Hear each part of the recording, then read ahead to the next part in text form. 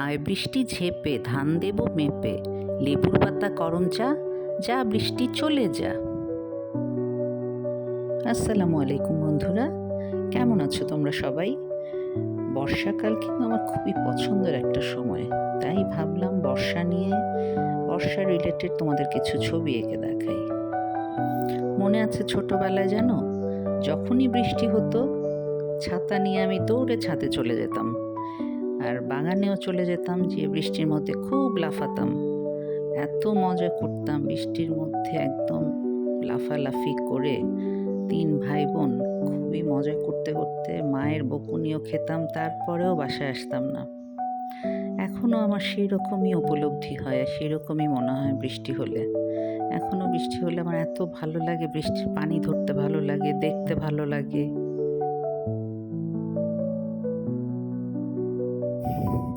দেখো, দুইভাবে তোমাদের ড্রয়িংটা দেখালাম আমি, ঠিক আছে? প্রথমটা হচ্ছে পিছন দিক থেকে একটা মেয়ে যাচ্ছে, পিছনটা দেখা যাচ্ছে ছাতা নিয়ে, মাথা দেখা যাচ্ছে না, মুখ দেখা যাচ্ছে না।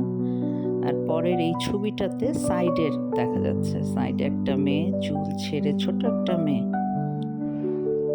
ছাতা মাথায় হেঁটে যাচ্ছে বা পানির মধ্যে আছে। দুইভাবে তোমরা ড্রয়িংটা শিখতে পারো। তোমাদের আমি বর্ষাকালের দৃশ্য এঁকে দেখাবো, সব কিছুই দেখাবো আস্তে আস্তে। আর তোমরা যেটা দেখতে চাও এমন কিছু তোমরা যদি আমাকে বলো, আমি সেটাও দেখাবো, কোনো সমস্যা নেই। আসলে ছবি আঁকতে হলে প্রথমে তোমাদের যেটা করতে হবে, খুব আশেপাশে জিনিসকে ফলো করতে হবে।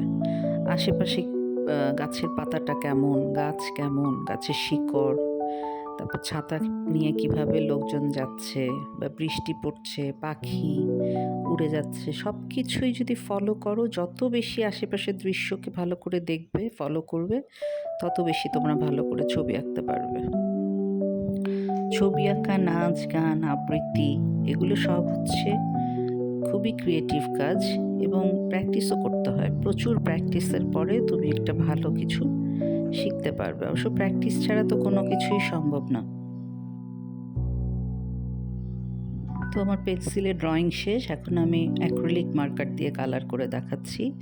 তোমরা ইচ্ছে করলে এখানে পেন্সিল কালারও করতে পারো, ওয়াটার কালার করতে পারো, যে কোনো কালার দিয়েই করতে পারো, বাট অয়েল প্যাস্টেলও করতে পারো। তো এটা হচ্ছে অ্যাক্রিলিক মার্কার, এখন তো খুবই পাওয়া যাচ্ছে, এটা খুব ইজিও ব্যবহার করা। সুন্দর করে মেয়েটার জামা লাল রং দিয়ে দিলাম।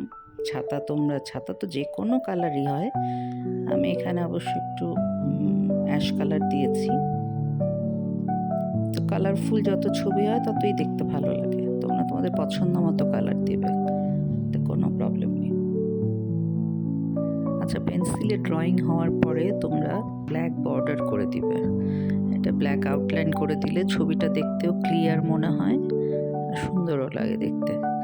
আর মার্কার দিয়ে যদি আউটলাইন করো তাহলে পরে কালার করতেও খুব ইজি হয়, বর্ডারের ভিতরে রঙগুলি থাকে, দেখতেও ভালো লাগে। আর তোমাদের স্কুলে যদি, অনেক স্কুলে দেখি বর্ডার পছন্দ করে না ব্ল্যাক, ওটা তোমরা স্কুলের নিয়ম অনুযায়ী করো, কিন্তু এমনি যদি তোমরা ছবি আঁকো বর্ডারটা দিও, আউটলাইন দিও, দেখতে ভালো লাগবে।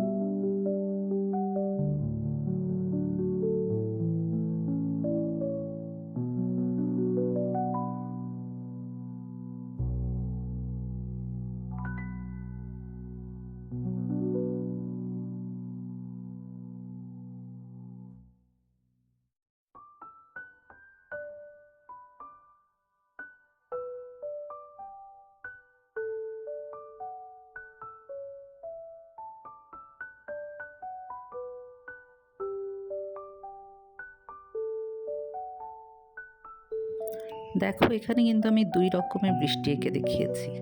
একটা হচ্ছে ড্রপ ড্রপ আর একটা হচ্ছে জাস্ট লম্বা লম্বা লাইন দিয়ে। তোমরা 2 রকমই আঁকতে পারো। আর এই ছাতাটা দেখো একটু গোল টাইপের ছাতা, আর আরেকটা হচ্ছে একটু ছড়ানো ছাতা। আসলে ছবি আঁকার কোনো নিয়ম, কোনো নির্দিষ্ট নিয়ম কানুন যে আছে তা না। তোমরা সুন্দর লাগে বা তোমাদের মনের মতো করে যেটাই তোমরা আঁকতে পছন্দ করো সেটাই ছবি। আর দেখো এই মেয়েটাকে দেখে মনে হচ্ছে না একটা দুষ্টু মেয়ে, চুল ছেড়ে সে চলে গেছে পানির মধ্যে লাফাতে। আর ডান দিকের মেয়েটাকে মনে হচ্ছে খুব ভদ্র। তোমরা কে কে ছবি আঁকতে পছন্দ করো অবশ্যই আমাকে বলবে। আর তোমরা কি কি ধরনের ছবি আঁকা শিখতে চাও বা তোমাদের সিলেবাসে যদি কোনো ছবি থাকে অবশ্যই আমাকে এখানে জানাবে, আমি তোমাদের সব এঁকে দেখাবো। আর অবশ্যই আমার চ্যানেলটাকে সাবস্ক্রাইব করবে, লাইক কমেন্ট শেয়ার করবে। ইজি আর্ট অ্যান্ড স্টোরিজের পাশে থাকবে সব সময় আশা করি। Thanks for watching my video. By.